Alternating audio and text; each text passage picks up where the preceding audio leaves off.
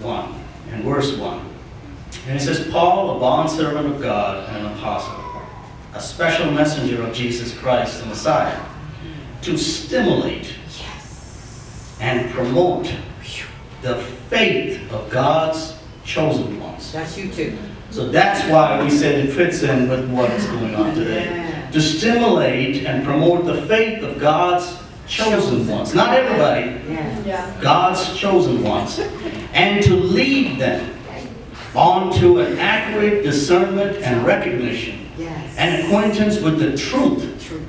that belongs to and harmonizes and tends to godliness. A lot of words, but basically it's saying is to promote and stimulate God's people. Yeah. To bring them more into the truth of the matter. And it was, she just read it this morning.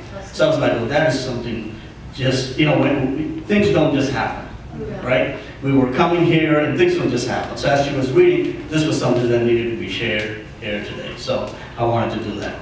So, well, my name is C.P. Krishnan. It's a really long Indian name, so I just go by C.P. I'm originally from India. I was not born in a Christian home. I came to know the Lord much later in my life. And so when Pastor Briscoe said, hey, can you come and share a few words with the people? The first thing I thought about, a Christian organization is what I hear, a Christian venture. And a room full of people, most probably believers. So I can't help think about this little story. And you have probably heard the story before. But it fits in these kind of situations because you get a little concerned sometimes when you hear a Christian venture, Christian people. So the story goes like this. So this man wakes up in the middle of the night and he's sweating and he's just had a bad nightmare. So his wife asks him, well, honey, what happened? He says, oh, I just had the worst dream that I had. I said, what happened? Well, in the dream, there was this bear that was chasing me. And he was chasing me, and I was trying to get away from this bear. I ran down because I heard somewhere that if you run downhill, the bears can't catch you. But you know what? He was already waiting for me when I got to the bottom of the hill. Well, I said, okay, I'll try climbing a tree. And when I went up, the bear was wondering what took me so long to get up there. He was already there. In whole desperation, and I could see him charging towards me, I cried out to God. So his wife said, honey, but you are an atheist. He says, that's what made it so difficult for me. But it was desperate. So I called out to God, and lo and behold, the trees parted and the skies opened up, and I heard a voice, and he said, what do you want? He said, God? He said, yeah, what do you want? So now she's really interested in what he's trying to say. Right? In the middle of the night, they just woke up. She says, well, God, I need help. See, this bear is trying about to kill me. So God said, but I thought you didn't believe in me. He says, yeah, see, that's what makes it really difficult. I don't believe in you, but I'm in this real difficult situation, so can you do something? So what do you want me to do? He says, okay, can you do something to the bear, so that way I'm not directly receiving it from you, but I can still get the benefit for it. He says, what? He says, okay, can you make the bear a Christian bear? I want you to make the bear a Christian, because I've heard Christians are supposed to be Christ-like. So maybe he will have mercy on me and not kill me. So God said, okay, there we go.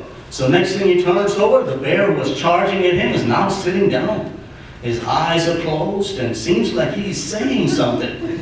So the man is really confused, so he wants to lean closer to the bear. And so his wife tells him, see honey, I told you that prayer thing really works. You need to pray more. He says, no, you don't realize when I got close to the bear and I heard what he was saying, it was the most scariest thing I ever heard. She said, what did you hear? He said, I could hear the bear praying. Now, this is what I hear. The bear said, Father, thank you for this food that I'm about to receive. I'm going to enjoy it as I tear through and part of this that you have so graciously supplied to me from all your bounty. Right? So, why am I mentioning that? Because there are so many people who do things and say things, they're doing it in the name of Christ. But the only difference between that bear and another bear was he just prayed. That's about it. He was still going to kill him. He was still going to eat him. He just said a prayer here and there. So do we really need another place where you hear people say, oh, Jesus is the CEO. Jesus is the CEO of this church. Sometimes what they mean by CEO is Christmas and Easter only. That's the only time he really shows up, or they really wonder, do we really need another place where he is that kind of a CEO? Or do we need a place where he lives, he abides? Do we really need another place for people to hang out? I know a lot of cool places where Christians can hang out. In churches, big churches have beautiful cafes and bookstores and all kinds of things. Do we just need another place to hang out? I don't know. Or do we just need a place to get more information? We had a client and they had like a little about 8-year-old boy. This boy went on the internet and he was learning how to make a bomb off the internet. And he was almost there. He almost had gotten like 80% of it done. Right? Do we really need information source? Is that what Sozo Cafe is about? Just a place? Is that what we really need? I mean, don't we have enough of that already in the world? Then why are we here today? Why Sozo Cafe? Because we do need something more. It says here, reaching new heights. We do need something more. We need something God-sized. Yes. We need something God-centered. Yes. And we need something where there's more of God. Yes. We don't just need another one of the same things, because we got enough of that. The world does not need another church. I can tell you that. What the world needs is more of Jesus. It's a place where he is. Why Sozo Cafe? Because that's what we all need. Why am I here today? Why are we all here today? That's why we are here today. It's because it is needed. About 20 years ago, we started a business. Now, we didn't start the business for any other reason but to survive. Okay, we didn't start with a whole lot of business plans and all the stuff that I teach for the SBA and other organizations, you know, the 5 C's of credit, how to have a value proposition, what's your revenue model, how's your ROI, all the stuff we can talk about that they teach you in business schools and other places. That's not why we started the business. We started the business because we wanted to do something with the gifting that we already had. What we knew what we had, we just wanted to do it. So we started the business, and the business was a small business. That's bad enough. But then we went on to say, oh, well, we're going to help other people. That's even worse. Small business helping other people, and you're trying to survive. And then we had the audacity, the total audacity, to just go way out and say, we're going to do that based on biblical principles. Oh, yeah. Wow. And put it on the website. Right? And put it everywhere. We were told, hey, you shouldn't do that because there are many organizations and many people who are good people. They just may not believe in what you believe, so you don't want to turn them off. You want to help them. Why would you want to put your scripture way up front? Why would you want to pray with people when you meet them first? I mean, we were really into it. We had people who would tell us, hey, if you're going to do all that stuff, we don't want to do any business with you. And here we are trying to start this thing and promote this thing. What were we thinking? That was 20 years ago. In 20 years, God has done amazing things through that.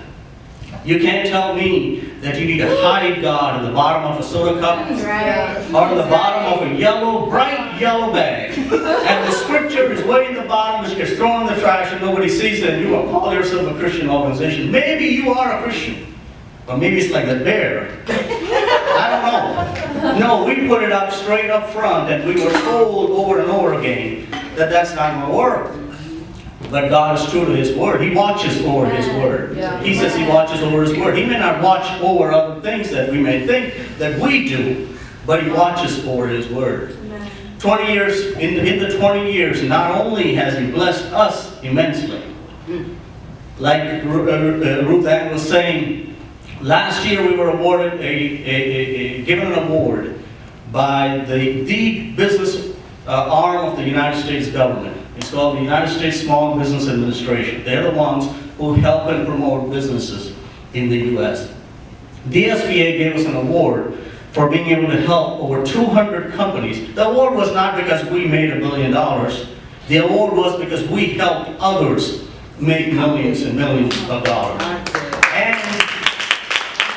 all glory goes to him. Because here's the amazing thing. The very same people, as a matter of fact, that one of those guys were in that room, who would tell us that, hey, I'm a Christian too. This person told me I'm a Christian too. If you meet me on Sunday morning, I'll be the deacon over there. I'll be the bishop over there. However, when we do this business stuff, don't you bring about this God stuff in front of people. Because we represent the United States government and their arm, and we don't do that.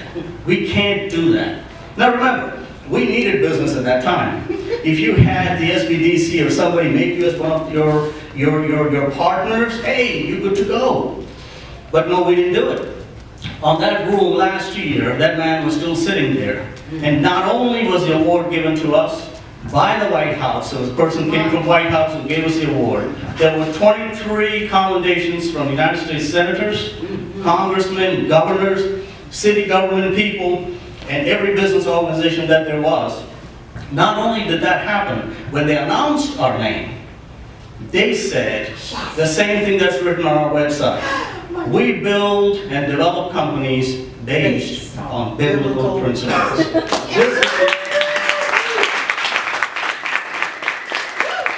This was done by the U.S. government in front of a room full of 300 plus people, where one company gets chosen every year from the country to give this award to. One company. And it was chosen because God's name was on it. It's not because we are so smart. It's not because our